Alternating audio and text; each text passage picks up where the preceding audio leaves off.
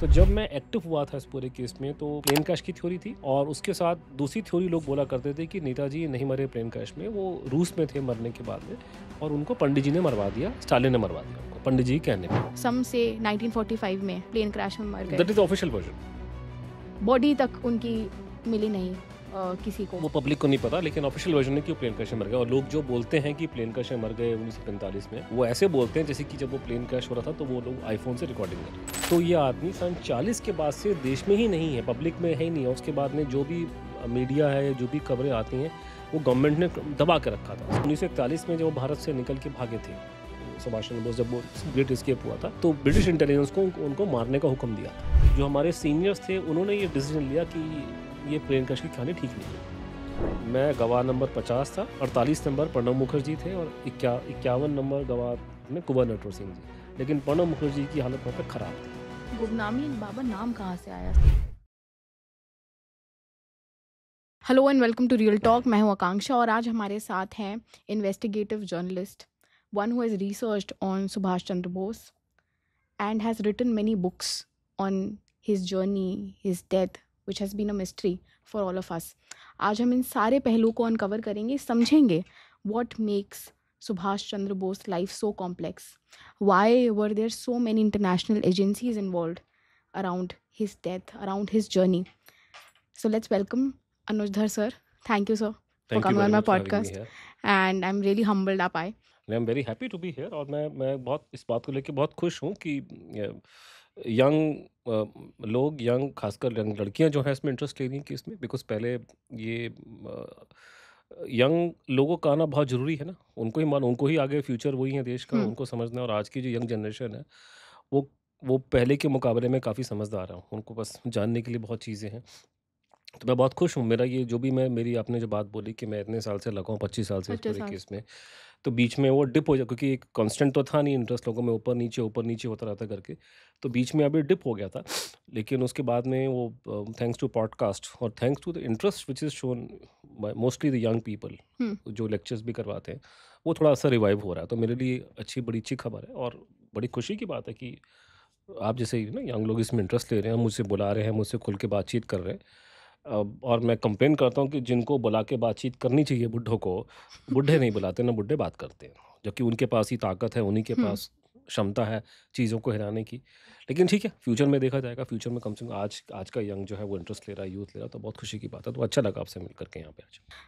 जब हम सुभाष चंद्र बोस जी की बात करते हैं, वी टेक हिम, बचपन से जो पढ़ाया जाता है, फ्रीडम फाइटर थे, उन्होंने इंडियन आर्मी INA का निर्माण किया, उनको एक एक्सट्रीमिस्ट के रूप में दिखाया गया in every historical sense.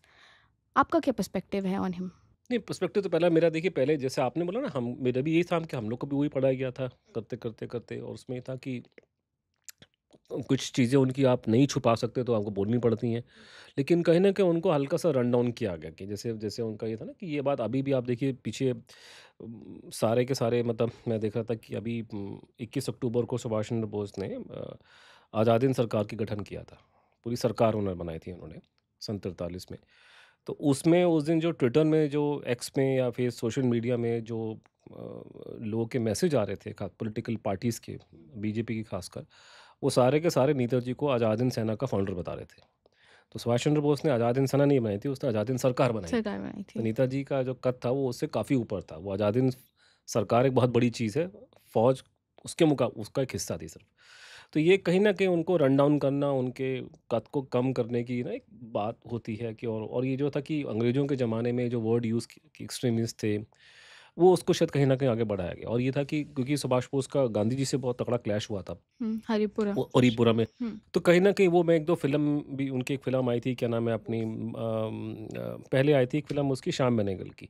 Film नहीं चली वो, आधे फ़िल्म के बाद उसका मेरे को लगता है उसकी लय बिगड़ गई थी। तो स्टार्टिंग अच्छी थी काफ़ी, एक्टर-वैक्टर अच्छे थे, लेकिन वो डायरेक्टर साहब जो हैं थोड़ा-सा कांग्रेस की विचारधारा के थे, तो उन्होंने वही नेताजी को कि नेताजी बहुत शॉर्ट टेम्पर्ड आदमी हैं और वो ज़्यादा दिमाग से सोचते नहीं हैं, वो उठ के हिटलर के पास चले गए।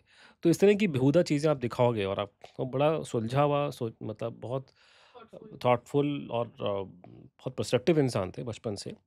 और जैसे हमारे दिमाग में बात करते-करते इमेज आती है जैसे गांधी जी हैं, गांधी जी महात्मा, साधु महात्मा टाइप की इमेज आती है। सुभाष चंद्र बोस बचपन से ही छोटी उम्र में, जबकि एक अमीर घर में पैदा हुए थे, उनकी पहली जो भाषा उन्होंने सीखी है शायद अंग्रेज़ी सीखी थी। उनको शुरुआत में उनकी जो मातृभाषा कह सकते हैं बांग्ला, वो भी उनको ढंग से बोलनी नहीं आती थी, उनके शब्द बिगड़ जाते थे। वो तो जब कलकत्ता उन्होंने आए, उन्होंने कॉलेज स्कूल में गए, तब उन्होंने जाके वहाँ रिकवर किया। तो ऐसा व्यक्ति जो धनी धनी परिवार में पैदा हुआ हो और पूरी उसको इंग्लिश एजुकेशन मिल रही हो, वो 10-15 साल की एज से उसको धर्म, हिंदू धर्म में अपने इंटरेस्ट पैदा हो गया। तो सारे उसने पुरानी अपनी किताबें, गीता-वीता सब उसने शास्त्र जो पढ़ने थे, सब पढ़ने शुरू कर दिए करके, और छोटी उम्र में फिर पर भाग भी गए थे घर साधु से। महात्माओं को ढूँढने शुरू किया, फिर हाँ, करते-करते वो घर से भाग भाग गए गए साधु थे। महात्मा। तो ये जो उनकी उम्र का फ़ेज़ था कि जो 17-18 साल की एज में बिल्कुल धार्मिक विचारधारा का व्यक्ति बन जाए।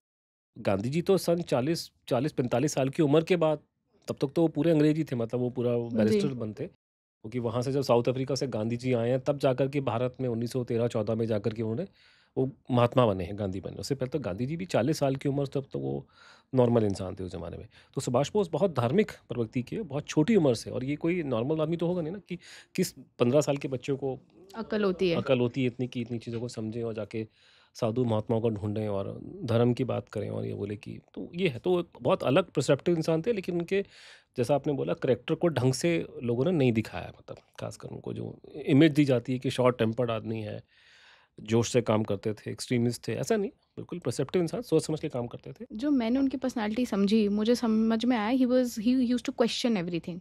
तर्क वितर्क वाले आदमी थे। एंड एक बोस जो मैंने अभी मूवी बोली, मैंने उसको देखा भी। I saw a scene where he was writing an exam. तो किसी ने कोई धार्मिक, हमारा जो कलावा पहनते हैं वो पहना था, उसको ऑब्जेक्ट करा था इन्विजिलेटर में, who happen to be a English man. He objected that, and since then when school में ये हुआ, फिर कॉलेज में हुआ, उनके पेरेंट्स भी बड़े एंटी थे कि बेटा आप ये सब मत करो, लिव अ नॉर्मल लाइफ। जैसे आपने कहा कि धनी परिवार से आते थे वो। तो ये बात तो सही है कि you come from a privilege family and you go in to this direction by your own choice. So he had some uniqueness in him. Talking about his death, some say 1945 में प्लेन क्रैश में मर that गए। Is official version. हाँ, official version.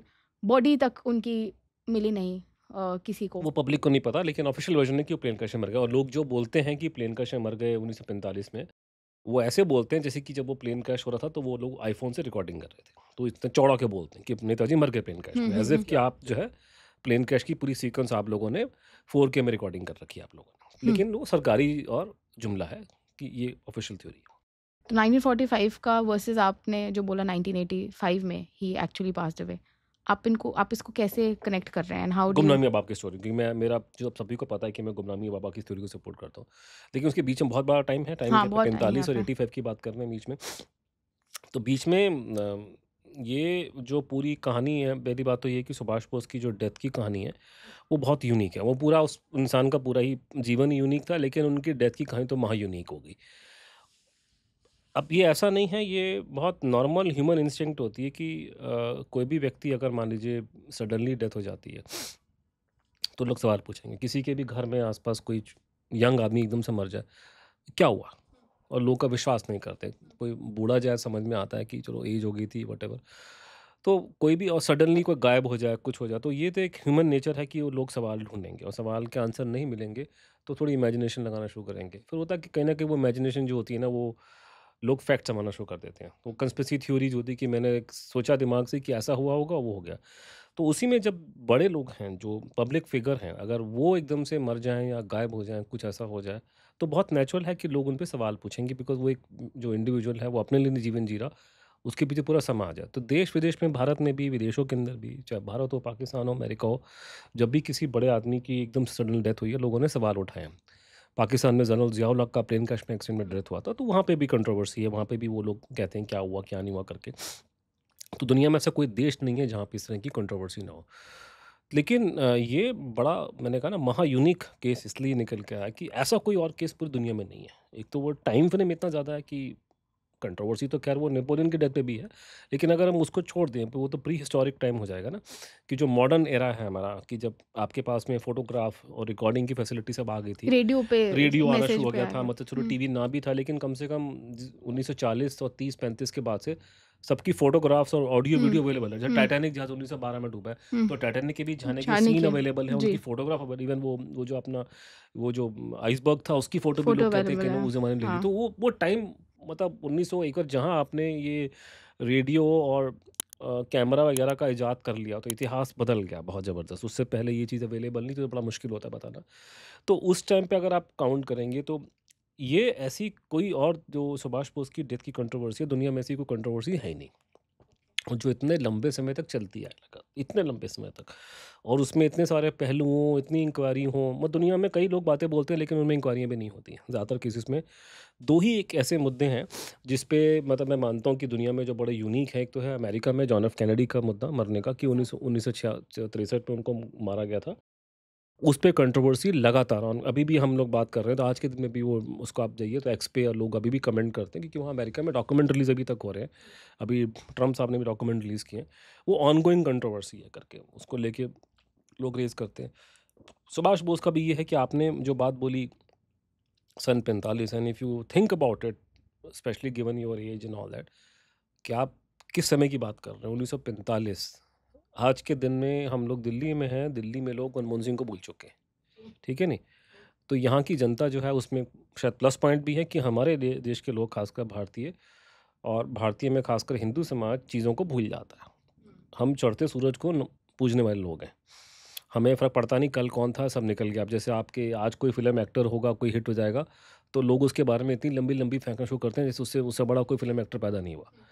आज की generation को पता भी नहीं होगा कि जो अपने इस देश में अगर आप सारा काउंट करेंगे आगे पीछे का, मेरे को लगता नहीं कि दिलीप कुमार, देवानंद और राज कपूर के सामने कोई खड़ा भी होता है। वो एक समय काल टाइम दूसरा था कि उस टाइम में इतनी पब्लिसिटी नहीं थी, इतना वो नहीं था कि जो उन्होंने स्टारडम अचीव किया। अब तो बहुत आसान हो गया ना करने के लिए कि आपके पास हुआ है। तो लेकिन है कि यहाँ इतने चढ़ते सूरज को इतना ज़्यादा करते हैं कि आज के छुट भैया फ़िल्म एक्टर्स को जिनको कोई पूछेगा नहीं आज से 40 साल बाद, आप उनको इतना बढ़ा-चढ़ा के बता रहे हैं कि आप भूल गए कि इस देश के अंदर उनसे पहले किस और भी थे और इतने बड़े लोग थे कि वो जिस काल में वो एक्ट कर रहे थे वो टाइम दूसरा था। तो लोग भूल जाते हैं चीज़ों को और वो चीज़ें जो भी और ये 1945 इतनी पुरानी बात है, इतनी पुरानी बात है कि जब मनमोहन सिंह लोगों को याद नहीं रहा, इतने समय पहले वो आदमी इस देश में था। मतलब 1940 में सुभाष बोस इस कंट्री में एक्टिव थे। 41 के शुरुआत में वो देश छोड़ के चले गए। हुँ, तो ये आदमी सन 40 के बाद से देश में ही नहीं है, नहीं है। पब्लिक में है ही नहीं है। उसके बाद में जो भी मीडिया है, जो भी खबरें आती हैं, वो गवर्नमेंट ने दबा के रखा था उसको। तो अब जाकर के आप जो पिछले 10-12 सालों में हम लोगों ने जब मैंने और मेरे दोस्तों ने बवाल मचाया तो ये चीज़ें मेन स्ट्रीम हो गई हैं। नहीं तो ये सारी बातें दबा करके साइड पर रखी गई थी और कोई बातचीत नहीं होती थी। उसके इतना गवर्नमेंट के दबाने के बावजूद, डिस्कशन डिस्करेज करने के बावजूद, वो आदमी इतना मशहूर है आज भी कि इतने समय के बाद में आज उस पे अब आप 2-2 3-3 घंटे के पॉडकास्ट कर सकते हैं, लोगों के मिलियंस ऑफ व्यूज़ आते हुँ, हैं। लेक्चर्स कर सकते हैं, ये हो सकता है। तो कुछ ना कुछ तो ख़ास बात उस कहानी में होगी ना, अगर वो इतनी आसान होती। लोग कहते हैं ना कि कंस्पिरेसी थ्योरी है, भई थ्योरी तो बहुत सारी। लोग तो कहते हैं कि राजीव गांधी को किसी ने मरवाया किसी था। ने मारा था। वो तो इंदिरा गांधी को इंदिरा बोलते हैं। गांधी लाल को बहादुर बोलते हैं। शास्त्री पे भी हम लोग क्या उस पे तो मैं खुद बोलता हूँ करके और चीज़ें बोलते हैं। आपकी लेकिन बुक वो भी है लाल बहादुर हाँ, शास्त्री पे। We will discuss it some other हाँ, वो डे। इसी हिस्से केस का हिस्सा माना जाता है। हुँ, तो लेकिन पॉइंट है कि उसमें से कोई भी केस इतना मशहूर तो नहीं हुआ ना। हुँ, उसके भारत सरकार ने ही खुद राजीव गांधी की जो डेथ हुई की जो हत्या हुई थी, उस पे भारत सरकार ने थ्योरी फ्लोट कर दी कि उनको अमेरिका ने मरवाया। हुँ, भारत सरकार के प्रमोट करने के बावजूद उस थ्योरी को कोई पूछता कोई नहीं है। पूछता नहीं है। तो इसमें क्या ख़ास बात है कि लोग वो भी इतने, मैंने कहा इतना समय कि 40-45 की आप बात कर रहे हो। हमारा कम से कम फ़र्क है कि हम लोग भी उस ज़माने में नहीं रहे। मैंने भी वो टाइम नहीं देखा, बहुत पहले की बात है, हमें नहीं पता। लेकिन जो भी व्यक्ति, मेरा मानना है कि जिसने भी 90 के दशक से पहले या उसके आसपास की अर्ली 90s की या 80s का दशक देखा है, उसकी मेमोरी में है, उस वो शायद वो थोड़ा समझ सकता है चीज़ों को। आप लोगों के लिए बड़ा मुश्किल है समझना। जैसे आज की जनरेशन जो बचपन से ही मोबाइल फ़ोन लेके पैदा हुई है, उसको सपने में नहीं ख्याल होगा कि मोबाइल फ़ोन से पहले की ज़िंदगी क्या थी, जो हम लोगों ने जी है। ठीक है ना? तो हमारे लिए लेकिन है कि हम जो भी जो 80-90 वाले जो लोग हैं उस टाइम पे बड़े हुए थे, हम लोग फिर भी सोच समझ सकते हैं, अंडरस्टैंड कर सकते हैं कि 60 में कैसा रहा होगा, 50 में कैसा रहा होगा और 40 में कैसा रहा होगा। लेकिन जो अभी की जनरेशन को तो बड़ा मुश्किल है उनके लिए समझना कि भई व्हाट आप एक्चुअली हैपेंड। बट बिकॉज़ वो आपको उस समय काल के बारे में कुछ आपकी दुनिया और Bharat time and space change हो गया। इतना ज़्यादा बदला, भारत तो इतना ज़्यादा बदला, आपका 90 के बीच में आकर के आपका भारत दिल्ली बदलना शुरू हो गया था, इकॉनमी खुलने के बाद में। तो उसमें बड़ी कमाल की बात है कि ये सवाल उठ रहे हैं, ये बातचीत हो रही है, क्योंकि हुँ, ये बिल्कुल इतनी पुरानी बात होगी, लेकिन लोगों में इंटरेस्ट है। तो है ना कि वो कहावत है ना कि वो बिना धुएँ के आग नहीं होती, कुछ ना कुछ तो है। अगर इतनी कलेक्टिवली लाखों लाखों क्या करोड़ों लोग अगर इस पे बात कर रहे हैं, डिस्कस कर रहे हैं चीज़ को, तो कुछ ना कुछ केस में तो होना चाहिए। तो आप पब्लिक की कॉमन सेंस को आप इंसल्ट कर, अब ये लोग जो लोग बोलते हैं ना कि कंस्पिरेसी थ्योरी वगैरह, तो आप तो पब्लिक को इंसल्ट कर रहे हैं ना कि पब्लिक ने तो राजीव गांधी वाली केस को नहीं उछाला, वो तो सरकार उसको उछाल रही थी। बट व्हाट आर पर योर इसमें हाँ, इसमें तो पब्लिक अगर बात कर रही है, डिस्कशन हो रही है, तो कुछ ना कुछ तो केस में होगा ना, क्योंकि रेलेवेंस? वो तो लाल बहादुर शास्त्री वाले केस में लोगों ने बोला कि उनको मारा है, वो स्टोरी क्यों नहीं पिकअप? हुँ, ठीक है ना? तो इसमें कुछ ना कुछ तो केस में है। तो ये अपने आप में एक रीज़न है जानने का कि अगर लोग इतने दशकों के बाद भी अगर बातचीत कर रहे हैं, तो कुछ ना कुछ तो रीज़न होगा। तो दैट इज़ द तो starting what point. Are your key points on मेरा हिज की पॉइंट्स डेथ? बड़ा सिंपल स्ट्रेट फॉरवर्ड है कि जो हुँ, मेरी अप्रोच है, हुँ, मतलब ऑफ योर रिसर्च? मेरी जो रिसर्च जो अप्रोच वो है कि आप फैक्ट पे चलिए, एविडेंस पे चलिए, ठीक है ना? तो मैं पढ़ने में तो अच्छा नहीं था, हिस्ट्री में तो ऑलमोस्ट फेल हो गया था, लेकिन मुझे सेंस ऑफ हिस्ट्री थी और कॉलेज वॉलेज की बात मुझे पकड़ समझ में हुँ, आ गई थी करके। हुँ, कि जैसे फॉर एग्जांपल मैंने मुझे पहले एक बार एक इंटरेस्ट पैदा हुआ कि कुतुब मीनार किसने बनाई है, कि लोग बोलते थे ना कुतुब मीनार जो है पुराने, कुतुबुद्दीन वो ऐबक। कुतुबुद्दीन ऐबक नहीं है, वो तो उसकी पृथ्वीराज चौहान ने बनाई है करके। हाँ, तो मुझे इससे इंटरेस्ट पैदा हुआ, तो मुझे कम से कम ये बेसिक सेंस था कि ये सवाल का जवाब देने के लिए मुझे, जब कुतुब मीनार बनी है उस ज़माने में या उस ज़माने के आसपास में जो अभिलेख हैं, वो क्या बोलते हैं, वो किताबें क्या बोलती हैं, जो कंटेम्प्रेरी किताबें, कि आपको हमेशा सोर्स में जाना चाहिए। इससे पहले कि मैं किसी व्यक्ति की किताब पढूँ, मान लीजिए किसी ने सर सैयद अहमद ने 1835 में कोई स्टेटमेंट, उन्होंने कोई रिसर्च करके बोला कि कुतुब मीनार जो है वो हिंदू स्ट्रक्चर है। सर सैयद अहमद तो 1835 में लिख रहे हैं, लेकिन उससे पहले का जो 400-700 साल का पीरियड है, वहाँ लोग क्या बोल रहे थे, और ख़ासकर अब जब वो बन रही थी तो लोग क्या बोल रहे थे। तो आप हमेशा, आपको किसी भी चीज़ के सोर्स में जाना चाहिए। आप प्राइमरी एविडेंस को ढूँढते हैं। बात की बातों को नहीं मानते, प्राइमरी एविडेंस को ढूँढते हैं। तो वो कम से कम मेरे में वो सेंस थी कि मैं कि प्राइमरी एविडेंस में जाऊँगा। उसमें आपके डॉक्यूमेंट्री एविडेंस हो गए, कागज़-पत्रा, और उसमें और ओरल स्टेटमेंट, क्योंकि ये इतनी पुरानी कहानी नहीं है। लोग ज़िंदा थे, मैं जब एक्टिव हुआ हूँ, अभी भी आप कह सकते हैं कि लोग जिनको इन चीज़ों की डायरेक्ट नॉलेज है, इन इन कहानियों की, वो जीवित थे, अभी भी हैं, जिनको पता था उनके बारे में, चीज़ों के बारे में।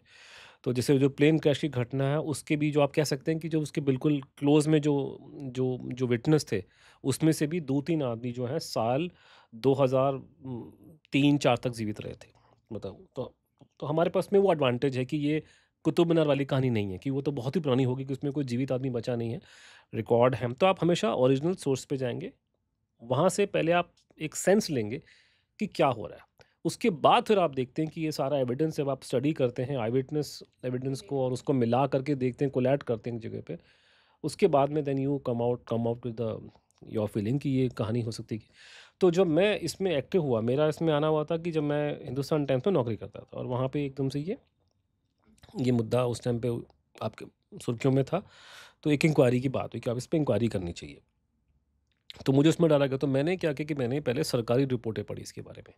सरकार की जो रिपोर्टें, जो पीछे कमीशन कमेटी बने थे, उनकी रिपोर्टें पढ़ी, और वहाँ वो पढ़ी मैंने, और उससे एक आइडिया मतलब लगा, और उसके बाद में लेकिन धीरे-धीरे मुझे फिर दूसरे एविडेंस को दें। तो हमेशा एक काम करना चाहिए, कोई भी ऐसे टॉपिक पे आप जाए तो आपका दिमाग खुला होना चाहिए। तो कई लोग समझते हैं मुझे कि बड़ा क्लोज़ माइंड से काम कर रहा है, ऐसा नहीं है। आज के दिन में मैं आपको अपनी 20 साल, 15 साल, जो भी जब भी मैं आपको इंटरव्यू दे रहा हूँ, या 1 साल, 2 साल की रिसर्च का निष्कर्ष बता रहा हूँ। बट ये ऐसा नहीं है कि मैं जब स्टार्टिंग की थी तो मैं सोच के चला था कि मुझे ये स्थापित करना है कि सुभाष बोस जीवित हैं, वो फैज़ाबाद में यूपी में बैठे हुए थे। मुझे मुझसे मालूम नहीं था उनके बारे में कुछ भी। इनफैक्ट मेरी जो स्टार्टिंग था कि मैंने जब ये इन्वेस्टिगेशन स्टार्ट हुई, हमें ये मालूम था कि कोई इसमें प्रॉब्लम है, कंट्रोवर्सी है। पहले हमने सरकार की रिपोर्टें पढ़ी, ऑफ़िशियल गवर्नमेंट की जो रिपोर्टें पढ़ी, और मेरा उसमें कन्विक्शन हो गया था कि गवर्नमेंट की रिपोर्टें ठीक हैं, और ये कहानियाँ वाहियात हैं बेकार की कि वो नहीं कि मरे, नहीं हाँ, कि मरे, सुभाष मतलब को आपने मान लिया था मैंने 45 मान में लिया। ही इज़ लेकिन देयर। उसके बाद धीरे-धीरे over a period of time hmm, जब और एविडेंस हमारे सामने आया, निकल के आया। Like what? जैसे उस ज़माने में 2001 के अंदर क्योंकि एक मुखर्जी कमीशन ऑलरेडी फंक्शन कर रही थी, हाँ, तो उसके सामने भारत सरकार के जो गृह सचिव थे उस ज़माने में, उन्होंने एफ़िडेविट दिया कि इसमें डॉक्यूमेंट निकालने से प्रॉब्लम कंट्री में खड़ी हो जाएगी। तो उससे एक डाउट हुआ कि इसमें कुछ प्रॉब्लम है इस पूरे केस में। तो जैसे वो एक एक डाउट था। उसके अलावा लोगों ने स्टेटमेंट दी, जो लोग अलग अलग जगह पे गए जिनको इन्वॉल्वमेंट थी। तो ऐसे बहुत से ना, लेकिन ज़्यादातर ये चीज़ें निकल के आनी शुरू हो गई धीरे धीरे करते करते। तो वो ये कि ये स्टार्टिंग था, लेकिन मैं आपको बस वो पॉइंट हाईलाइट कर रहा हूँ कि कोई सोच समझ के नहीं किया ये, कोई कि जो एविडेंस या डेटा बताता है वही बताना है। क्योंकि अगर मैं अपनी कहानी कुकअप करना स्टार्ट कर दूँ, झूठी कहानी बता दूँ, पहली बात तो झूठी कहानी के पीछे मोटिव होना चाहिए ना। अगर मैंने कोई झूठ बोलना है तो झूठ वो बोलेगा जिसको फ़ायदा होगा झूठ बोलने का। हुँ, तो जब मैं एक्टिव हुआ था इस पूरे केस में, तो प्लेन क्रैश की थ्योरी थी, और उसके साथ दूसरी थ्योरी लोग बोला करते थे कि नेताजी नहीं मरे प्लेन क्रैश में, वो रूस में थे मरने के बाद में, और उनको पंडित जी ने मरवा दिया, स्टालिन ने मरवा दिया उनको पंडित जी के ओके। कहने पे। तो यही 2 बातें पढ़े लिखे लोग बात दिल्ली में करते थे, उसके अलावा कोई किसी स्टोरी में किसी को इंटरेस्ट नहीं था। थी 2-4 बातें कि बाबा बन गए ये करके, not in Ayodhya but somewhere else, hmm, Bengal के अंदर। तो वो किसी को उसमें कभी विश्वास नहीं था, वो बात भी नहीं करते। तो मेरा भी वही हाल था। जब एक बार प्लेन क्रैश, तो फिर धीरे-धीरे करते मेरे सामने गुमनामी बाबा की स्टोरी निकल के आई। ओके। तो आप ये कह सकते हैं कि 2001 में जब मैंने ये डिसीजन लिया हुँ, कि गुमनामी बाबा की थ्योरी ठीक है, हुँ, तो आप ये समझ लीजिए कि रेस के 3 घोड़े मेरे सामने हैं, और ये सबसे कमज़ोर घोड़ा था, गुमनामी गुमनामी बाबा। बाबा। क्योंकि गुमनामी बाबा को कोई जानता नहीं था, उसकी कहानी को, हुँ, मतलब कोई उसको एंड आपको लगा जब आपने उनका हुँ, विश्वास करने को राज़ी नहीं था। हुँ, हुँ, हुँ, सुन कर के गाली दे के भगा दे, ये नौबत थी। मेरी खुद की नौबत ये थी। ओके। अगर मेरा कोई मोटिव होता झूठ बोलने का, अगर मैं गलत काम करने जा रहा हूँ और मैं चर्चा, जैसे आजकल लोग बोलते हैं ना कि चर्चा में रहने के लिए आप ऐसी सेंसेशनल बातें बोल रहे हो करके, तो उस ज़माने में जब मैंने एक्टिव हुआ, मैं हुँ, 2001 में, और जब मैंने हिंदुस्तान टाइम्स के, हम लोगों ने इंक्वायरी करी और हमने अपने रिज़ल्ट देने शुरू किए, तो हमारे लिए बहुत बड़ा फ़ायदा था कि हम उसको बोलते कि वो तो मर गए प्लेन क्रैश में। कि जहाँ मैं सरकार की बात बोलूँगा, सरकार सिस्टम मुझे प्रमोट करेगा, सरकार के मुझे यूनिवर्सिटी में बुला के लेक्चर दिलवा देंगे कि ये बात तो वही कह रहा है जो सरकार बोलती आई है। या फिर मैं बोल दूँगा जी वो तो उन्होंने मार दिया रूस के अंदर, पंडित जी को बदनाम करूँगा, पंडित जी बदनाम होंगे तो सारी अपोज़िशन पार्टी मेरे को सपोर्ट करेंगी। तो मैं कह रहा हूँ कि मुझे सबसे कमज़ोर घोड़ा, जिसको कोई सपोर्ट नहीं कर रहा इस पूरे ऑप्शन में, वो थ्योरी जिसको कोई सपोर्ट नहीं कर रहा, जिसके बारे में बात नहीं करना चाहता, मैंने उस थ्योरी को सपोर्ट करना स्टार्ट किया। उसके पीछे कारण सब सिंपल था कि मेरे पास एविडेंस मुझे वहीं लेके गया। तो कोई भी, मान लीजिए आप जो सुनने वाले में से कोई भी आदमी कोई भी रिसर्च कर रहा है, किसी भी टॉपिक पे कर रहा है, तो आप एविडेंस पे चलेंगे, आप अगर आपका मोटिव नहीं है तो। बाकी अगर मोटिव है झूठ बोलना, तो लोग झूठ-मूठ बोलते रहते हैं पैसे कमाने के लिए। बट है कि मैं उस कैटेगरी में नहीं हूँ, बिकॉज़ अगर मुझे ये पर मुझे आपकी थ्योरी मुझे से मुझे एक थ्योरी कोई ये जो है वो सेलेबल थ्योरी नहीं थी। वो तो अब जाकर के इतने इट्स साल बाद बिकमिंग पापड़ सेलेबल। पापड़ बन बेलने के बाद में अब उसको मैंने एक्सेप्टेबल कराया मैंने। कि आज के दिन में आप उसके बारे में बातचीत करते हैं, आप एक्सेप्ट करें चाहे ना करें। लेकिन अगर क्योंकि मैंने काम किया कि 2005 में मैंने पहली किताब लिखी अपनी। तो उस किताब में मैंने एक कंस्ट्रक्ट बड़ा बनाया, एक फ्रेमवर्क बनाया नेताजी की डेथ मिस्ट्री को स्टडी करने का। और मैंने उसमें ये बोला कि 3 थ्योरियाँ हैं, थ्योरियाँ तो 5-7 हैं और भी होंगी, पर वो बिल्कुल वाहियात हैं, मतलब उसका कोई मतलब नहीं है और उनमें कोई एविडेंस नाम की चीज़ भी नहीं है। उनको आप हटा दीजिए। एविडेंस पॉइंट ऑफ व्यू से 3 थ्योरियाँ हैं जो टेबल पे हैं, कि एक प्लेन क्रैश की थ्योरी जो गवर्नमेंट का वर्ज़न है। सेकंड जो है कि नहीं वो तो रूस में थे और पंडित जी ने मरवा दिया और स्टालिन ने मार दिया उनको, मरवा दिया। और तीसरा गुमनामी बाबा की। तो मैंने ये बोला कि ये 3 में ही एविडेंस है और आपको इस 3 में से कोई सेलेक्ट करना पड़ेगा। तो ये जो मेरा नैरेटिव जो मैंने फ्रेमवर्क बनाया है, वो आज मेनस्ट्रीम हो चुका है। जो लोग मेरे खिलाफ में हैं, तो वो जर्मनी में लड़का बैठा हुआ है, वो बड़े अच्छे वीडियो बनाता है, वो भी इसी बात को बोल रहा है कि वो 3 थ्योरियों पे आ गया, मेरी वाली बात को निकाल रहा है। भई आप गुमनामी बाबा की बात ही मत करो ना, अगर वो इतनी वाहियात स्टोरी है। आप उसे काउंटर क्यों कर रहे हो? काउंटर मत कीजिए, छोड़ दीजिए उसको। अगर वो इतना इर्रेलेवेंट है, how you are making the how you counter मैं फिट? मैं एक मेरा इंटरव्यू हुआ था मेरा टाइम्स नाउ में, तो उसमें हुँ, मैं, अमीश और नेताजी की लड़की थी। ओके। तो उन्होंने भी, एंकर ने भी वो स्टार्ट जो किया, तो उसने भी ये बोला कि गुमनामी बाबा और ये तीनों थ्योरी हैं। आज के दिन में भी लोग सुभाष बोस की लड़की से मिलने जब जर्मनी आते हैं, तो उनसे पूछते हैं गुमनामी बाबा कौन थे? हुँ, तो मतलब वो मेनस्ट्रीम हो गई, ये पहले नहीं था by the way. Okay. Gumnami Baba नाम कभी नेताजी की लड़की ने अपने मुँह से नहीं निकाला आज से 4 साल पहले। हुँ, अब हमने पिछले कुछ साल में हमारी मेहनत की वजह से पूरी कहानी जो मैंने पूरा जो फ्रेमवर्क बनाया कनेक्ट था, हो गए ये डॉट्स। पूरा फ्रेमवर्क जो है ये पब्लिक में है। तो आप मेरे खिलाफ भी अगर बोल रहे हैं, तो आप मेरे ही फ्रेमवर्क को यूज़ कर रहे हैं। हुँ, चप्पल तो मेरी ही, आप मेरे सर पे मार रहे हो। हुँ, तो जिस आदमी ने स्टार्ट किया, जिसने वो किया, आप उसी का नाम, मेरे मेरे मेरे कुछ 1-2 लोग हैं, हुँ, काफ़ी कम है, वो बैठ के सुबह-शाम मुझे गाली देते हैं, ठीक है? सोशल मीडिया में यहाँ पे करके। और उनका बेसिस क्या है गाली देने का, कि वो डॉक्यूमेंट पढ़ते हैं, गवर्नमेंट ऑफ इंडिया के, और उसमें पढ़ कर के अपना इंटरप्रिटेशन निकालते हैं कि ये गवर्नमेंट की कहानी ठीक है। कोई ये नहीं पूछता उनसे कि ये जो गवर्नमेंट के डॉक्यूमेंट ये लोग पढ़ रहे हैं, गवर्नमेंट के डॉक्यूमेंट बाहर कैसे आए थे? हमने ही निकलवाए। हमने ही मेहनत करी। और जब हम उन डॉक्यूमेंट्स को बाहर निकालने के लिए मेहनत कर रहे थे, तो ये लोग जो आज उन डॉक्यूमेंट्स को पढ़ करके मुझे गाली दे रहे हैं, ये हमको अपोज करते थे। तब आपने हमारा मजाक उड़ाया। कहीं हैं 2-4 बंगाली बैठे हैं कम्युनिस्ट वहाँ पे, उनका काम ही सुबह-शाम ये कि मुझे गाली दो बैठ करके, डॉक्यूमेंट पढ़कर, किताबें लेके बैठे हुए हैं। बेशर्मों को ये समझ नहीं है उनको कि जो डॉक्यूमेंट निकालने के लिए हम लोगों ने रैलियाँ निकाली हैं, तुमने मेरा मजाक उड़ाया था। तुमने तो कहा था कि गवर्नमेंट के पास रिकॉर्ड नहीं है। आज मेरी वजह से, मेरी मेहनत की वजह से, मेरे दोस्तों की वजह से, चंद्रचूड़ की वजह से, हमारी वजह से वो डॉक्यूमेंट बाहर आ गए, तो वो डॉक्यूमेंट पढ़ के मुझे गाली दे रहे हो। तब कहाँ थे जब डॉक्यूमेंट निकालने के लिए हम लोगों ने सड़कों में रैलियाँ हम लोग निकाले। तो यहाँ पे ये प्रॉब्लम आ रही है कि सारा मिक्स हो गया कि हमारी वजह से अब पर कल उनका एजेंडा क्या है टू अपोज यू? उनका होगा एजेंडा। तो क्यों मैं आपको डाटा दे रहा हूँ कि उनका उन्होंने कभी इसके जैसे जैसे आजकल 1-2 मैं अभी रिसेंटली कुछ लोग हैं जिनके बाप दादा आईएनए वाईएनए में बाप दादा नाना चाचा होंगे आईएनए के अंदर, ठीक है? हम्म। वो बैठ के गाली दे रहा है हमारे को, ठीक है? कि ये है, वो है। उनसे ये पूछो भैया मेरे, 1945 में सुभाष बोस की डेथ हो गई, 47 में भारत आज़ाद हो गया। तुम जो और तुम्हारे खानदान वाले जो आईएनए में थे, 45 के बाद से लेके 2014 तक कहाँ थे तुम लोग? कभी तुमने सुभाष बोस का नाम लिया? नहीं लिया ना। 47 में पलटा मार के पंडित जी के साथ तुम घुस गए। आज हम लोगों ने कढ़ाई गरम कर दी तो तुम पकौड़े तलने के लिए आ गए। कहाँ थे तुम आईएनए वाले, ये जो हमें गाली दे रहे हैं, पिछले 50-60 साल में कहाँ थे आप लोग? कितने तुमने इंटरव्यू दिए, कितने तुमने बातें की उनके बारे में? हम्म। हर एक आदमी तो तुम कांग्रेस पार्टी लॉयल्टी, में जाकर घुस गया था जाकर के। लॉयल्टी क्या थी आपकी? तुम्हारे आपने छोड़ दिया उस आदमी को 47 में आपने। हम्म 47 में आपने पल्ला झाड़ लिया उसके साथ में, आपने उसके बारे में चूक नहीं की। 50 साल तक आपके सुभाष बोस का नाम आपके मुँह से नहीं निकला। आज हमारी मेहनत की वजह से हमारे वैसे इश्यू कंट्रोवर्शियल होता है, तो मोदी जी उसका नाम लेते हैं, तो तुम लोग मैदान में आ गए कि हम नेताजी, हमारे पिताजी, हमारे मामा जी उनके साथ में थे, हमारे नाना जी। तब कहाँ थे 40 साल तक बीच में आप लोग? और शर्म नहीं आती? मुझे गाली दे रहे हो, जिसकी वजह से ये पूरा केस बाहर निकल, तो इस तरह के हैं एलिमेंट्स भी हैं। एलिमेंट्स हैं। तो और लोग कंफ्यूज हाँ होते हैं क्योंकि लोगों को पूरा बैकग्राउंड नहीं पता ना। वो तो हाँ पढ़ते हैं कि साहब वो तो देखो जी, वो तो ये है कि ये आदमी है, इसका रहा है, उसके नाना जी आईएनए में थे, वो क्यों?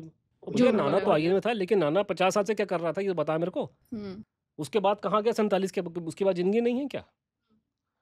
तो वो है ना कि आप गाली दे रहे हैं, आप कंट्रोल, तो मैं देखिए कोई भी किसी को भी रिसर्चर को आई एब्सोल्युटली वेलकम क्रिटिसिज्म।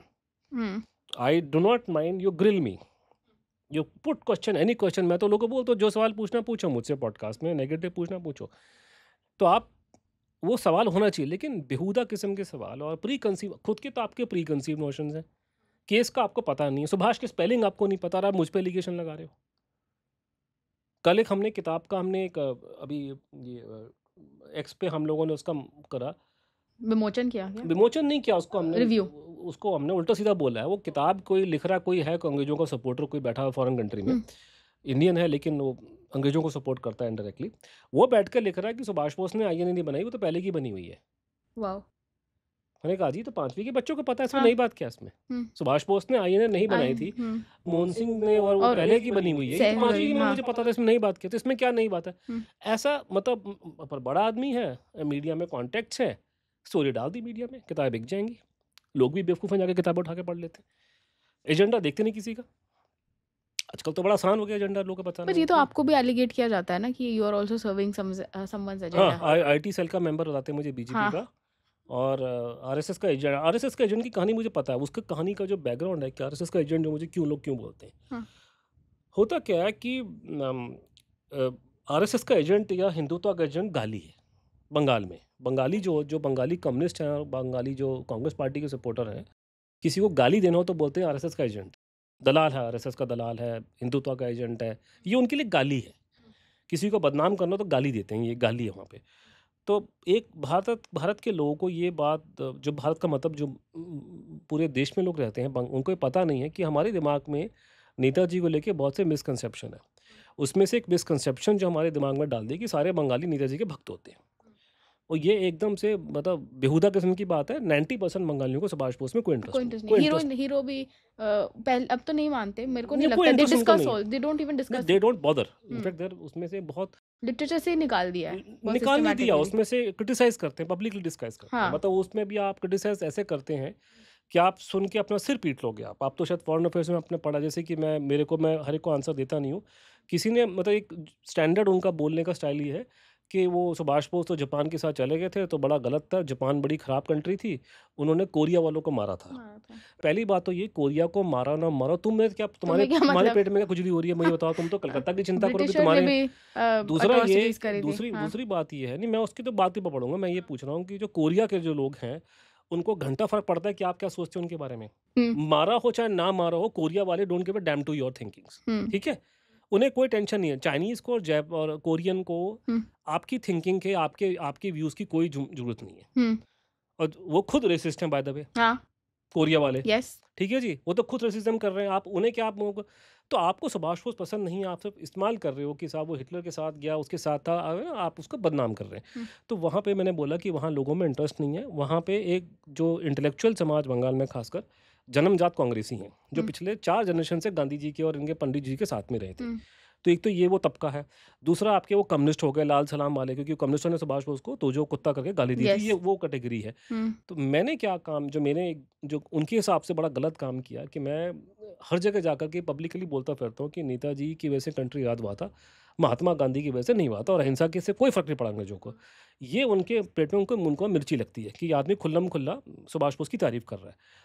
तो ये जब मैंने ये बोलना शुरू किया, और गांधी जी को बंगाली समाज बहुत मानता है, आपको पता नहीं है, मतलब बंगाल में बहुत ज़्यादा इज्जत है, क्या बीजेपी क्या कांग्रेस, अरे ज़बरदस्त, बड़ी तगड़ी, मतलब मैं तो हैरान हो गया देख के। मैं एक बीजेपी की लीडर हैं, उनके मैंने देखा, उन्होंने जैसे गांधी जी के यहाँ पे समाधि में, हम लोग तो बेशर्म किस्म के लोग हैं दिल्ली वाले, हम तो कभी ढंग से वहाँ जाते भी नहीं है, ये जिस तरीके से जाकर के वहाँ पे उन्होंने सजदा किया, कैसे प्रणाम करना, ये करना वो करना, आप देख के हैरान हो जाओगे कि कितने लोगों में श्रद्धा है।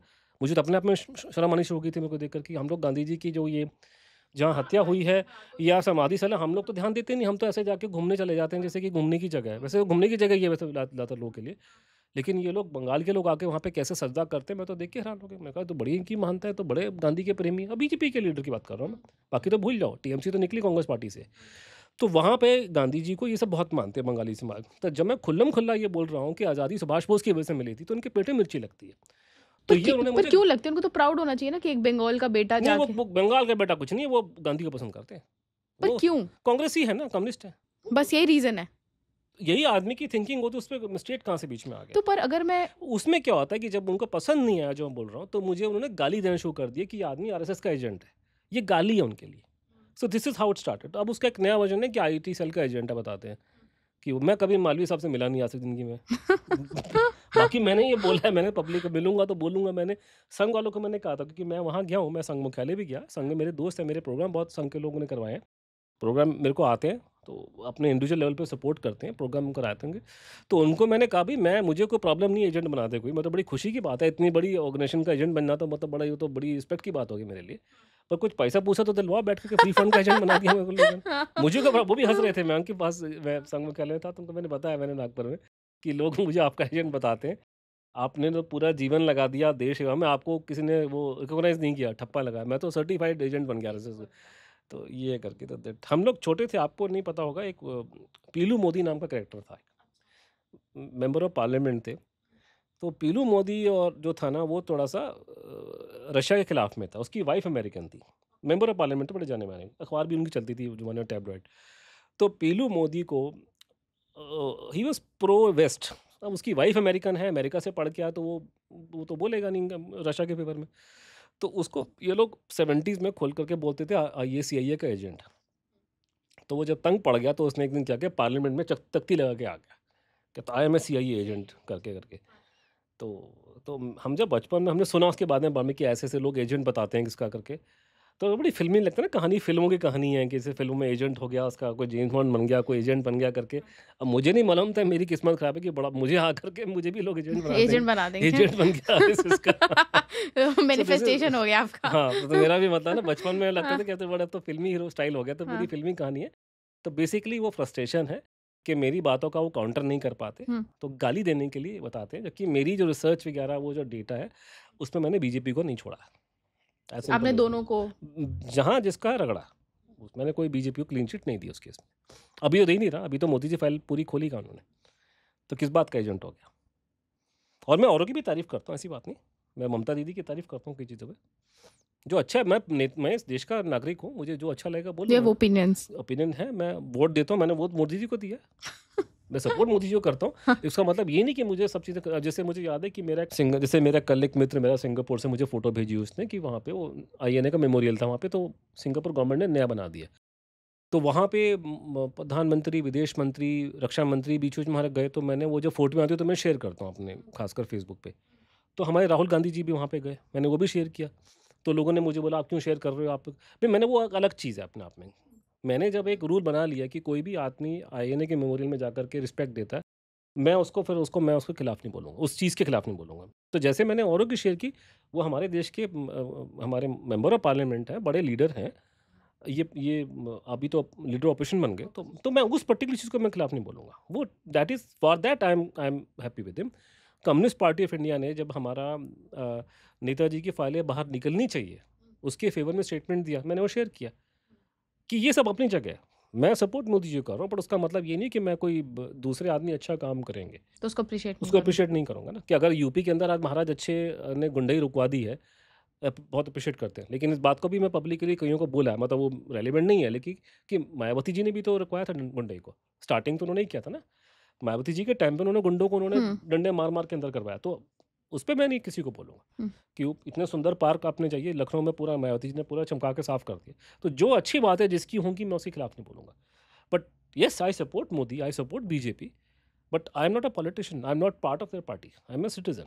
Okay, I support them, but that doesn't mean कि मेरी रिसर्च जो है उनके हिसाब से चल रही है। ओके। क्योंकि मैं औरों की भी माइंडफुल हूँ, क्योंकि मैंने अपनी किताब में भी 1-2 जगह ओवरऑल कांग्रेस को बुरा-भला बोला, लेकिन जहाँ उनके लोगों ने अच्छे काम किए मैंने उसको नोट किया वहाँ पे। But how was your research funded then? वो एक लंबी-चौड़ी कहानी है, फंडेड नहीं होता, ये अपने आप चल रहा है मतलब। अपने आप इंडिपेंडेंट दुनिया में बहुत पागल लोग होते हैं, जो सपोर्ट कर जो रहा है। कर लेते हैं, लोग अपने पूरा-पूरा जीवन खपा देते हैं रिसर्च करने में।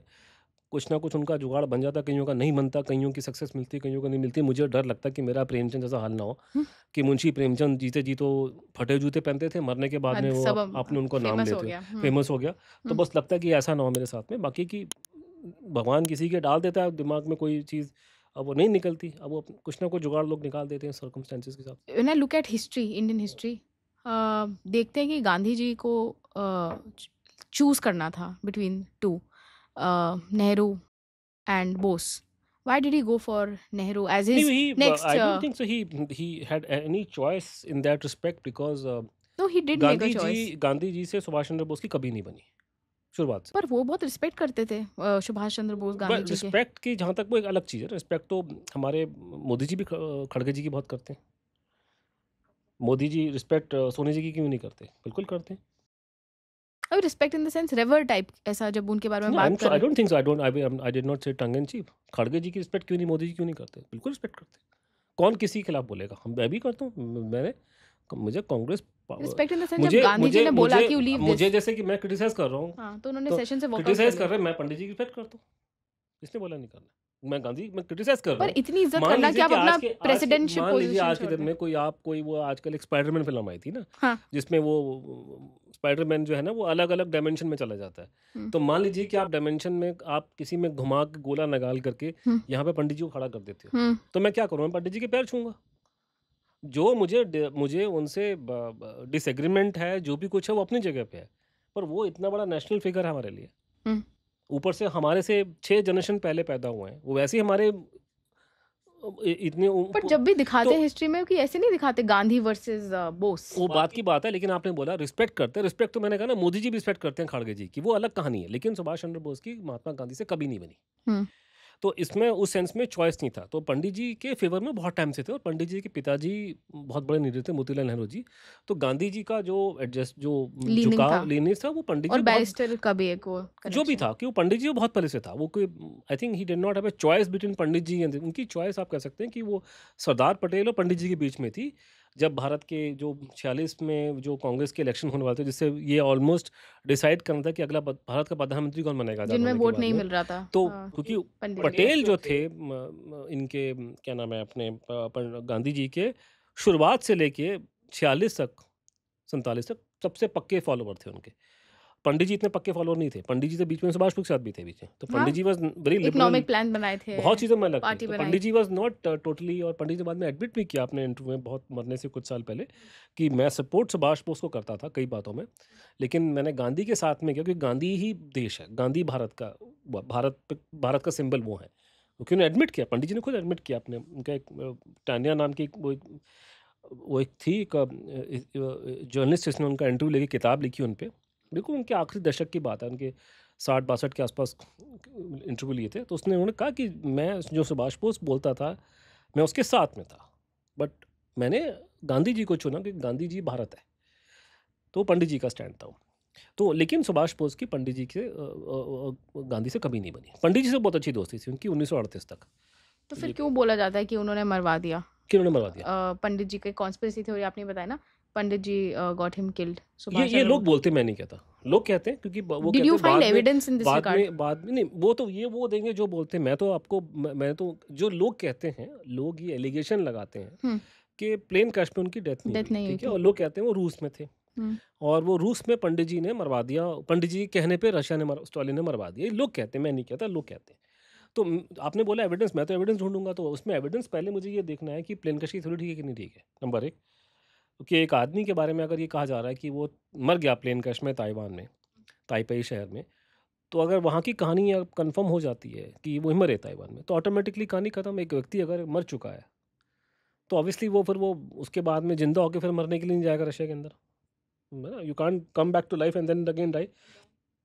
But if is in Russia, Russia में होने का एविडेंस होएगा।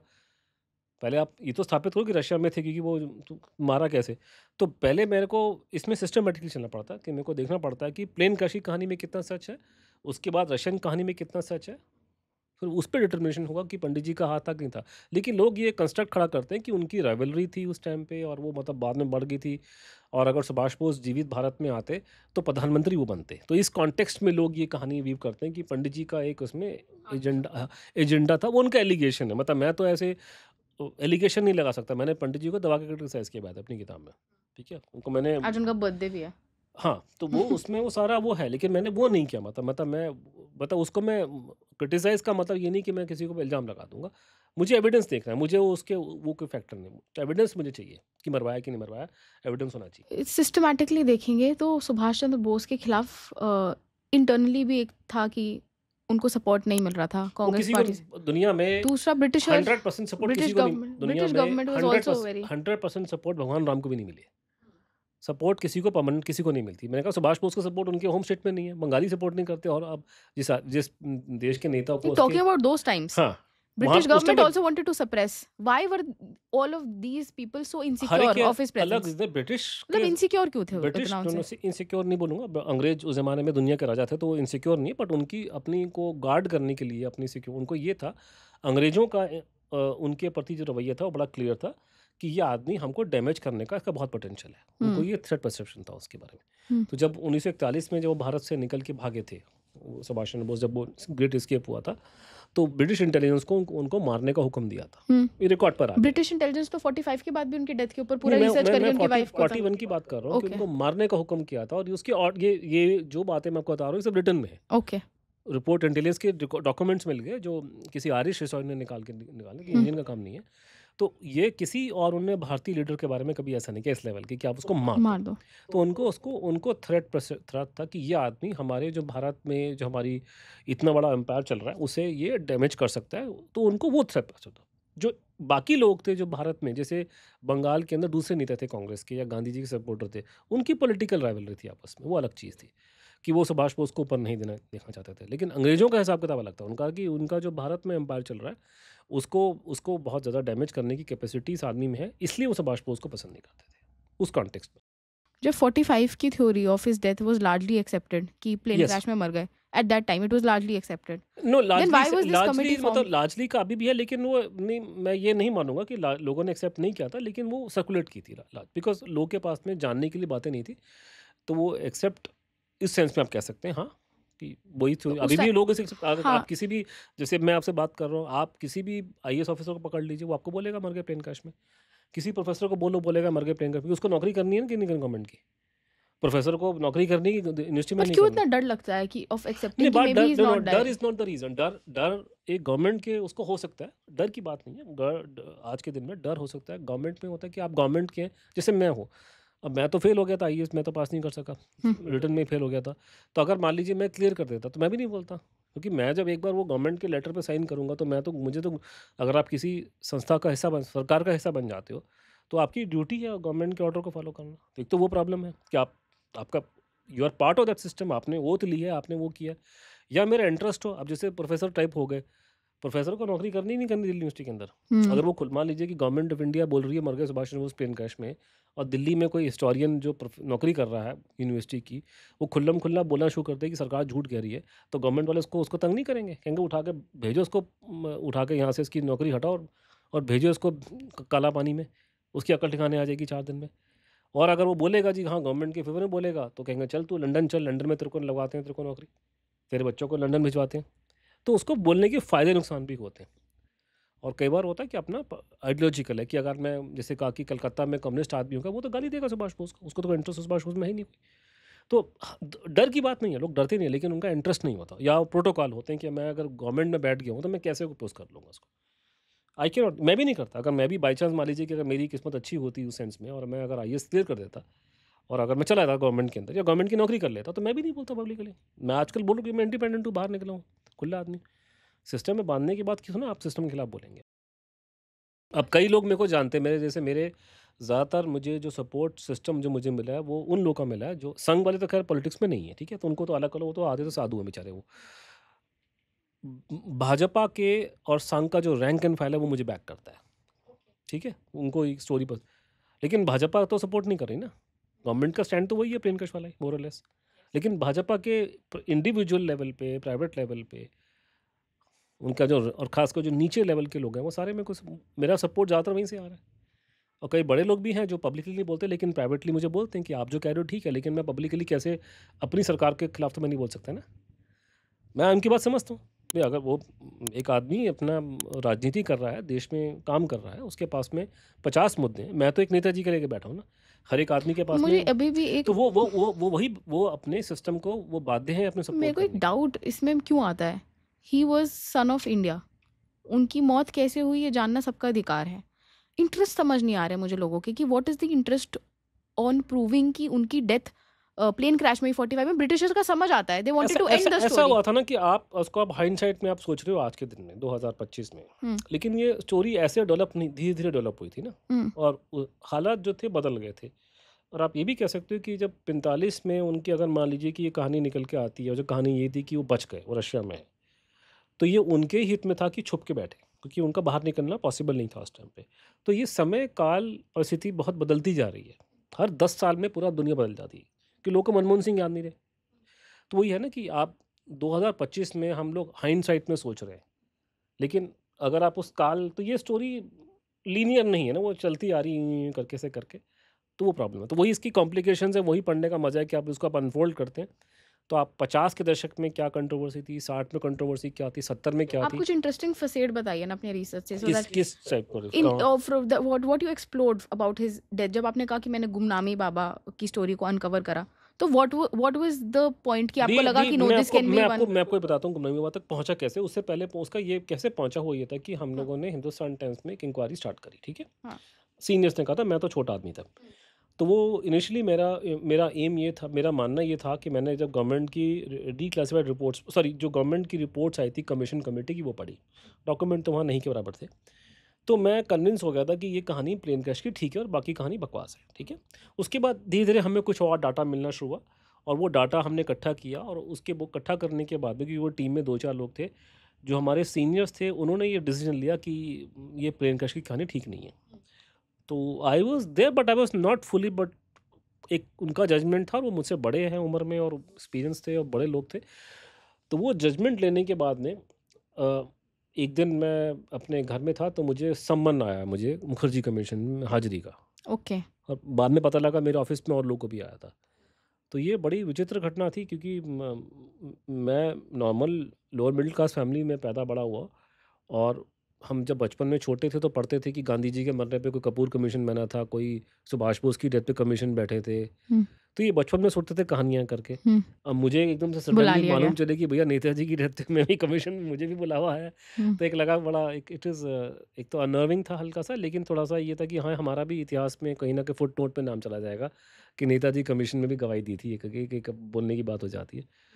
क्योंकि तो ये वो कहानी थी। तो उसमें जब फिर मैं गया वहाँ पे गवाही के लिए, जब मेरे कोलीग और मैं वहाँ पे गए हिंदुस्तान टाइम्स वाले, हुँ, तो वहाँ पे मैं गया तो मैं गवाह नंबर 50 था, 48 नंबर प्रणब मुखर्जी थे और 51 नंबर गवाह अपने कुँवर नटवर सिंह जी। तो वहाँ लोग बहुत कम लोग बैठे थे वहाँ पे। किसी को सुभाष बोस वाले इसमें डेथ में इंटरेस्ट नहीं था उस टाइम पे। विज्ञान भवन में एक मुखर्जी कमीशन की गवाही थी। पूरा कोर्ट, मैं ज़िंदगी में कभी कोर्ट नहीं गया मैं कभी। हुँ, यहाँ वो भी सुप्रीम कोर्ट का जज, वो भी जज में। छोटा-मोटा नहीं। हुँ, हमने तो किसी सेशन जज को शक्ल नहीं देखी थी मैंने हुँ, उससे पहले कभी। तो वहाँ लेकिन वो पूरी गवाही देने का तरीका था। तो मैंने अपनी आँखों से प्रणब मुखर्जी की गवाही होते देखा। बिल्कुल आप जितना आप बैठे उससे मुश्किल से डबल भी नहीं होगा। हुँ, और प्रणब मुखर्जी की हालत ख़राब थी उस टाइम पे। क्यों? मुझे मुझे बाद में समझ में आया, मुझे बाद में पूछना। क्योंकि इतना बड़ा आदमी, इतना इतना स्टॉलवर्ट, इतनी राजनीति का और इतना भारत का फॉर्मर फॉरेन मिनिस्टर था उस टाइम पे वो। और इतना मुद्दा जिसको कोई पहचान, जिसमें किसी को इंटरेस्ट नहीं है, कोई मीडिया नहीं, कुछ नहीं है। लेकिन प्रणब मुखर्जी की हालत वहाँ पे ख़राब थी। और बाद में आज के दिन में मैंने लुक बैक, तो मुझे समझ में आया कि उन्होंने इश्यू को डॉज करा वहाँ पे। ओके। उन्होंने बड़े तरीके से डॉज किया। इसको अभी हम कवर करते हैं आपके इस वाले नो पॉइंट को। डॉज ये कि गवर्नमेंट, उसने उसने उनको ये पूछा था हुँ, भई नेताजी की प्लेन क्रैश में डेथ का तो आपने ये काम किया, वो किया। किसने कहा, हाँ जी किया। तो सवाल पूछा कि क्या ये आपका मानना है कि वो मर गए प्लेन क्रैश में? तो उसने कहा जी गवर्नमेंट का स्टैंड है। तो ये मेरे वेरी क्लियर डिस्टिंक्शन कि ये मैं नहीं बोल रहा हूँ, ये गवर्नमेंट का गवर्नमेंट स्टैंड है। का और स्टैंड। और वो गलत नहीं थे ना। भारत के विदेश मंत्री होते हुए उनको भारत सरकार की बात को मानना है। ट्रू। उन्होंने बड़ा क्लियर डिस्टिंक्शन किया कि मेरा स्टैंड नहीं है ये गवर्नमेंट ऑफ इंडिया का स्टैंड है। हुँ, उन्होंने एक उन्होंने हिंट वहाँ पे आप कह सकते हैं कि उनके मुँह से पास डायरेक्टली करा। निकल गया हुँ, कि मैं इसको नहीं मानता हूँ, लेकिन ये गवर्नमेंट बोलती है। वो तो बाद में मुझे आप समझ में आ रहा है कि वो नहीं मानते थे वो। पर इसको मैं पब्लिकली इसको मैं इसको वो मतलब एस्टैब्लिश नहीं कर सकता, but I know that he also did not believe. तो उसमें जब मैंने गवाही दी अपनी करके, गवाही का कोई उसका कोई मीनिंग नहीं है अदर देन कि वो क्योंकि उसमें वैसी खास बात नहीं थी। लेकिन उसके बाद में फिर मुझे ना वो थोड़ा दिल, it began to sink in, जैसे इंग्लिश में कहते हैं कि हमने मुखर्जी कमीशन में गवाही दी और हिंदुस्तान टाइम्स के बिहाफ पे हम लोगों ने डिटर्मिनेशन निकाला कि सुभाष बोस की प्लेन क्रैश में डेथ नहीं हुई। अब कितनी बड़ी बात आप बोल रहे हैं। रिपोर्टिंग नहीं कर रहे, हमने डिटर्मिनेशन किया कहता पूरा, हमने लिख करके एविडेंस अपने हिसाब से जो हमें समझ में आया हमने डाल दिया। तो उसमें जब वो डाल करके हमारे जब ये लगा तो मैं फिर थोड़ा डिस्टर्ब हुआ। मैंने कहा यार देखो, इतने बड़े हमारे, जैसे आपने बोला ना फ्रीडम फाइटर, देश के इतने बड़े महान नेता हमारे, उनकी इतनी गंदी मौत हो कि नहीं मरे तो कहाँ गए। और जो लोग बोलते थे कि रशिया में मार दिया पंडित जी का, गुलाम खुल्लम खुल्ला लोग नाम लेते थे पंडित जी का उस टाइम पे। ठीक है, अभी भी लेते हैं। तो रशिया में मार दिया, उसको मार दिया रशिया में। तो मैं अगर ऐसे, मैंने कहा यार इतना बड़ा वो रशिया में जाके उनको मार दिया गया, उनको रशिया में रखा था किसी प्रिजन के अंदर, और पंडित जी का नाम लोग इसमें घसीट रहे हैं, तो ये तो बड़ी गलत बात है। तो मतलब बड़ा, ये तो बड़ा अत्याचार, मतलब बहुत ज़्यादा मतलब ट्रेजेडी है देश के लिए, भगवान ना करे सच हो। तो इसके को पता लगाऊँ क्या करूँ। तो मैं उसके बाद तो ये मैं फिर वो कि मुझे फिर वो अर्ज हुई कि इसके बारे में मैं इंक्वायरी को और करूँ कि अगर प्लेन क्रैश नहीं हुआ तो क्या हुआ। ठीक है, तो after establishing that there was no plane crash in Hindustan Times, जो भी हमें 1% इन्फॉर्मेशन तब मिली थी, अभी तो मेरे पास में 100 बातें आ गई हैं।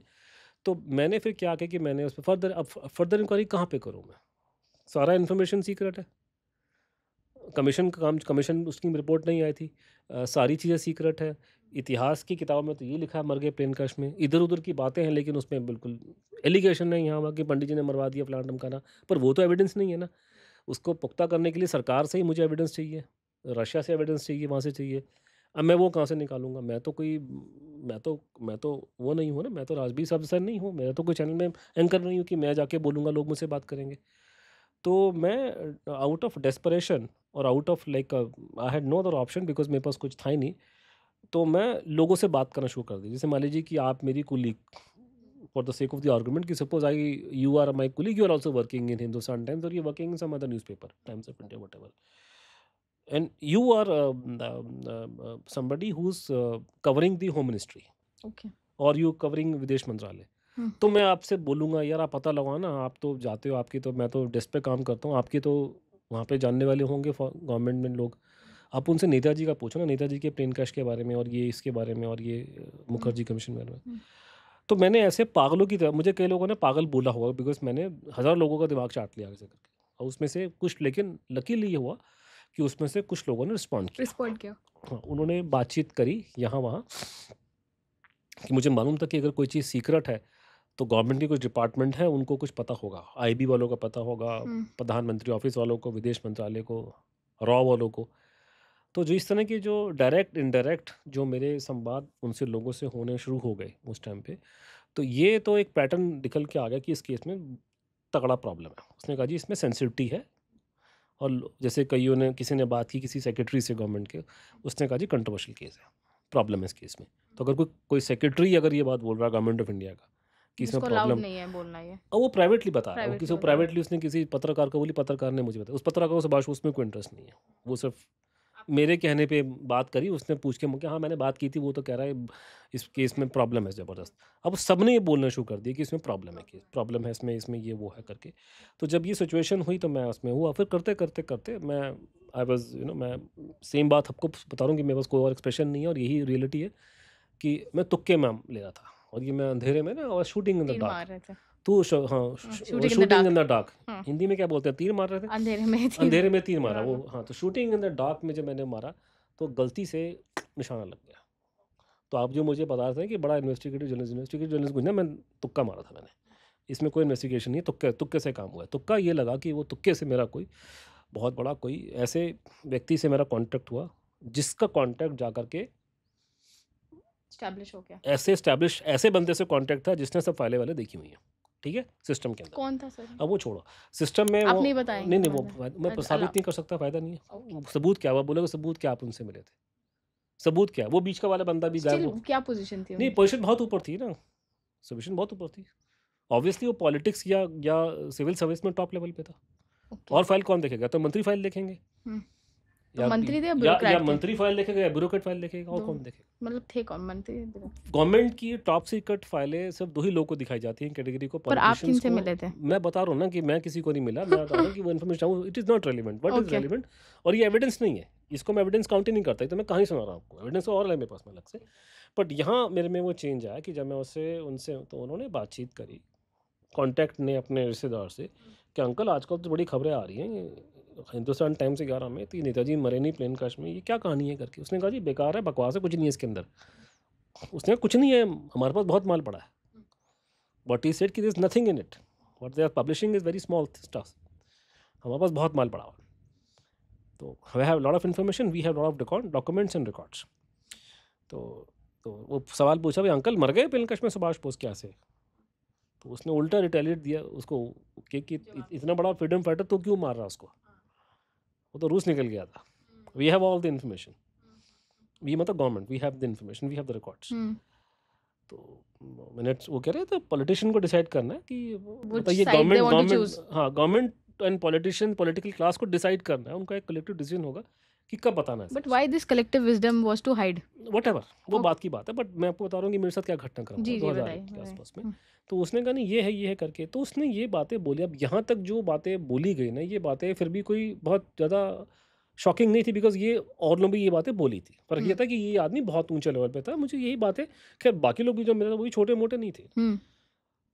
मैं तो जीवन में कई लोगों से बातचीत की है मैं तो फॉर्मर आईबी डायरेक्टर से बात करी है कई से, तो उनसे तो कोई ऐसी चमत्कार वाली बात नहीं थी उस टेंस में। तो लेकिन जब सडनली उसने एकदम से ट्रैक चेंज कर दिया बातें करते करते, बोला we were in touch with him until 85। We मतलब government of India was in touch with Netaji till 85 and we have all the records. और ये मुद्दा पब्लिक को समझ नहीं आएगा, ये लोगों के सिर के ऊपर से निकल जाएगा, और ये वही कलेक्टिव डिसीजन जब हमारा होगा तभी होगा, लेकिन अभी तो ये कि ये लोगों को समझ नहीं आ रहा मुद्दा। But we were in touch with him until 85, और हमारे पास में रिकॉर्ड सारे पड़े हैं। और ये भी बोलो ना कि जो इंदिरा गांधी प्राइम मिनिस्टर है उसके मिनट्स ऑफ डिस्कशन पड़े हैं सुभाष बोस से डिस्कशन के, ये भी एग्जाम्पल दिया।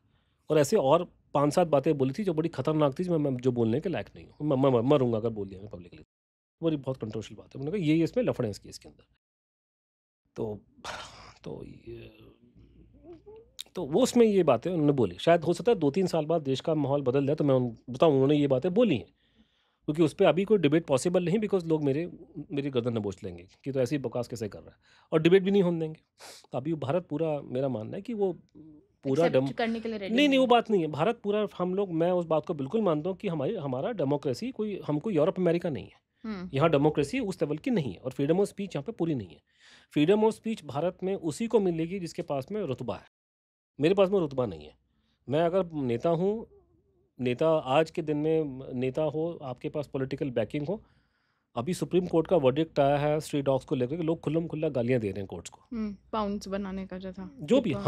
हम लोग नहीं दे सकते, हम लोग बोलेंगे हमारे को हमारी गुद्दी नाप दी जाएगी। कंटेम्प्ट लेकिन लग उनके जाएगा। पास में है, उनको बदमाशी है, गुंडागर्दी है, मेरा 4 वकील खड़े कर देंगे, ये कर देंगे। तो फ्रीडम ऑफ स्पीच भारत में उसी को मिलेगी जिसके पास में क्षमता है बचाने की। कि प्रशांत भूषण जो मर्ज़ी बोल देगा, सुप्रीम कोर्ट उसको 2 रुपए में छोड़ देगा। मैं और आप अगर बकवास करेंगे, सुप्रीम कोर्ट मुझे उल्टा टाँग देगा। तो फ्रीडम ऑफ स्पीच भारत में नहीं है पूरी, ठीक है? हम लोग इंग्लैंड, अमेरिका नहीं है, अभी हम भारत है, हम लोग अफ्रीका से बहुत आगे निकल गए, लेकिन अभी उनके बराबर हम नहीं पहुँचे। तो अभी वो टाइम नहीं आया है, कई बातों को आप खुल के डिस्कस मेरा भी वो सोसाइटी में स्टैंडिंग नहीं कि मैं इतनी कंट्रोवर्शियल बातें बोल दूँ, तो उसको लोग उल्टा सुन के मेरा मज़ाक उड़ाएँगे। तो उसको मारो गोली, मेन चीज़ उन्होंने बोला कि गवर्नमेंट को पता था और ये टच में थी। तो ये मेरे को समझ में नहीं आया कि क्योंकि मैं नेताजी सुभाष चंद्र बोस को हमेशा हम बात करते थे गांधी जी या पंडित जी के कॉन्टेस्ट में, और ये बात कर रहे हैं अंग्रेजों के ज़माने की। तो सडनली उन्होंने बोला कि हम लोग 85 तक उनके टच में थे। 85 तो रिसेंट टाइम हो गया, 85 के तो लोग जिंदा बैठे हैं सारे के सारे अभी तक। और राजीव गांधी प्राइम मिनिस्टर थे हमारे ज़माने। ये सडनली सुभाष चंद्र बोस गांधी जी के टाइम से वो सीधा राजीव गांधी के टाइम पे कहाँ से आ गया? ये क्या भाई, ये क्या बात हो गई करके समझ में नहीं आया। अब लेकिन जो उन्होंने बातें बोली थी वो ऐसी घुमा फिरा के बोलती कि उसमें कुछ डायरेक्ट हमें कुछ था ही नहीं, करके उन्होंने कोई नाम किसी का नहीं लिया। बाद में जाकर के थोड़े टाइम बाद जब मैंने कुछ और कुछ हमने पता लगा तो मालूम चला कि यूपी के अंदर वो गुमनामी बाबा जो थे वो 85 में उनकी डेथ हुई थी। So that was the inspiration and that was a turning point for me कि मेरा दिमाग गुमनामी बाबा वाली जो थ्योरी है उस पे बिल्कुल क्लोज था।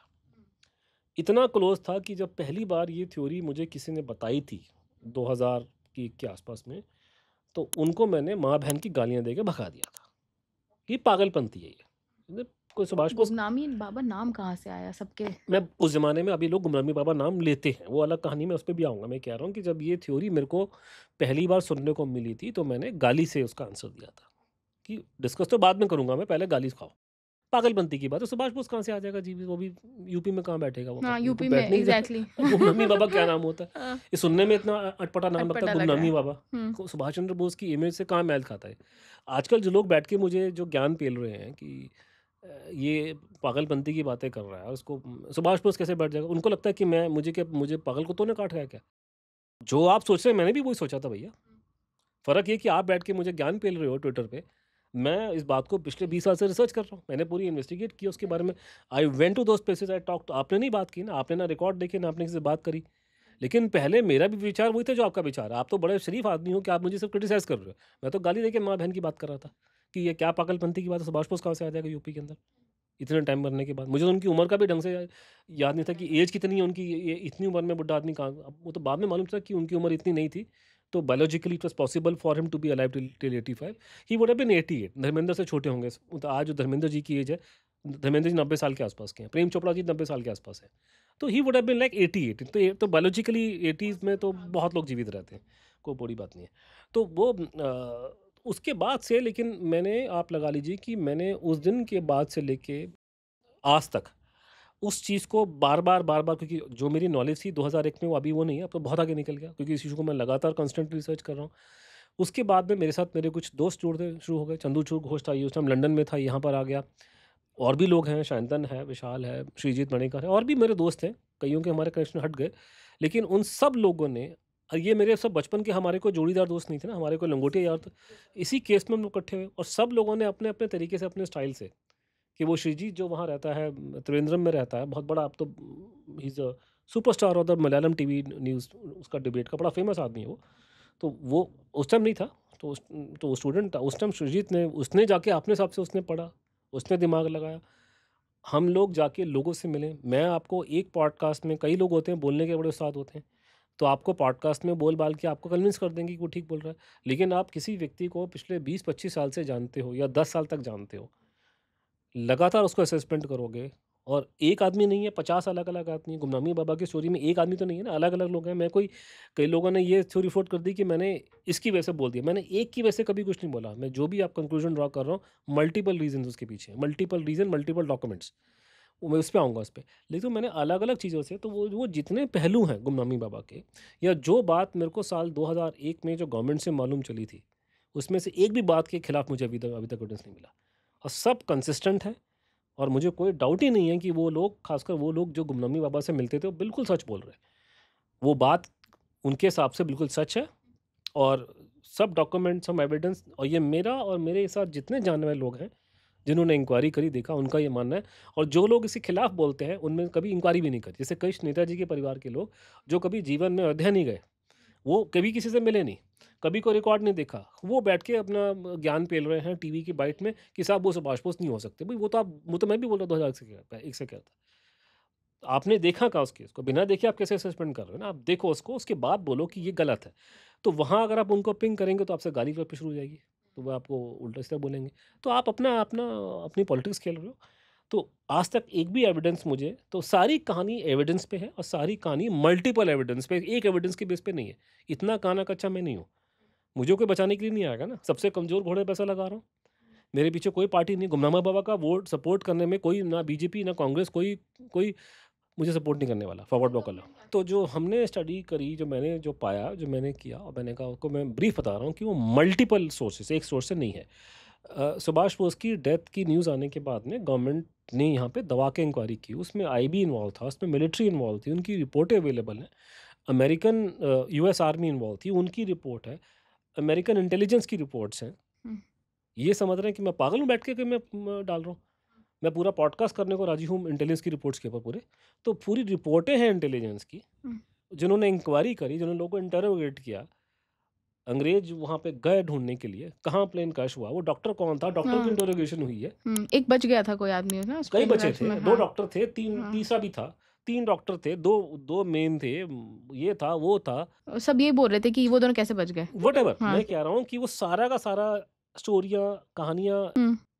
फिर कमीशन ऑफ इंक्वायरी बनी, उसमें लोगों ने क्या बोला, ये बोला, ये बोला। वो सारा मिला, पूरा निचोड़ बना करके, कि पूरी प्लेन क्रैश की कहानी जो थी वो हियरसे पे थी। हुँ। उसका एविडेंस कोई मतलब बॉडी नहीं है, बॉडी की फ़ोटोग्राफ नहीं है। सिर्फ़ पब्लिक में लोग बोल रहे थे बोल कि रहे मर थे। गए प्लेन क्रैश में, और जब उनकी इंटरोगेशन होती है, तो उनके अकाउंट आपस में मैच नहीं करते। यस। ठीक है? तो इसका, और अपने खुद की मैच नहीं कर रहे, हुँ। कि मैं आज कुछ कह रहा हूँ, कल कुछ कल और कुछ कह रहा और हूँ, कह परसों कुछ और कह रहा हूँ।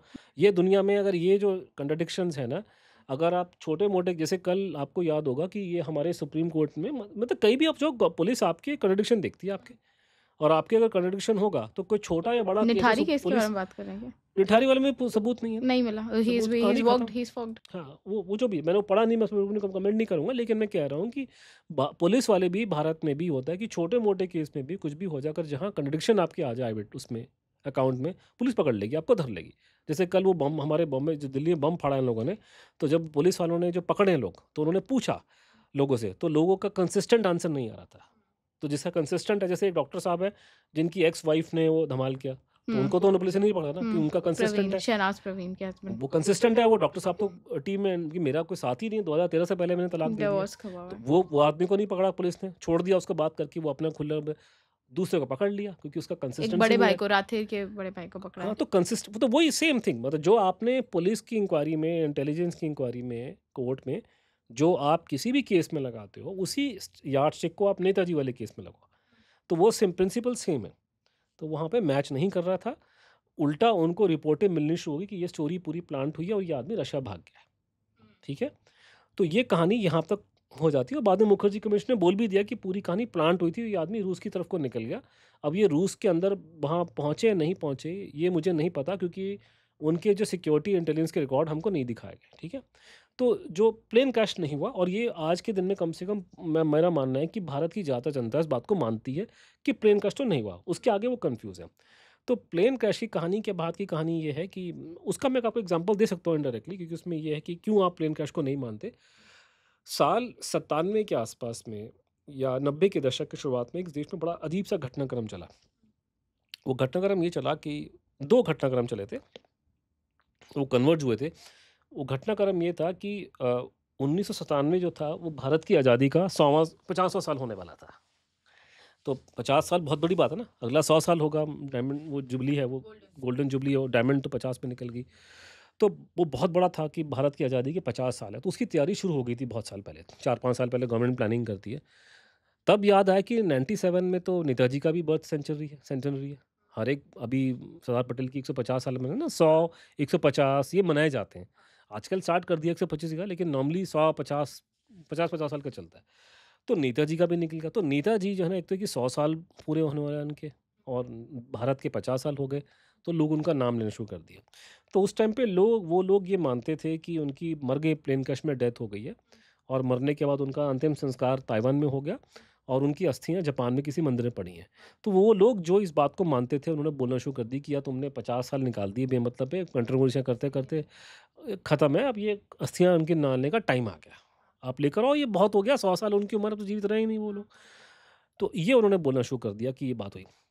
और उसमें उसी टाइम पे कहानी और घटनाक्रम घटा कि 1988 के आसपास में रशिया में प्रॉब्लम शुरू हो गई थी कि रशिया में वो पेरिस्त्रोइका वगैरह वो स्टार्ट हो गया सोवियत रशिया के अंदर। हम्म। रशिया टूटना शुरू हो ओपना गया, ओपनिंग अप ओपनिंग अप होना हो प्रेस्टोरिका। गया, फिर टूट गया उसके बाद में ओपन, क्योंकि वो तो कम्युनिस्ट कंट्री था, वहाँ फ्रीडम ऑफ स्पीच थी नहीं वहाँ पे। यूएसएसआर टूट गया। यूएसएसआर जो था, तो जो यूएसएसआर जो टूटा है 91 में, तो उस दौर के अंदर एक बात क्या हुआ, क्या था कि वहाँ पे गड़े मुर्दे खुलने शुरू हो गए थे, ठीक है।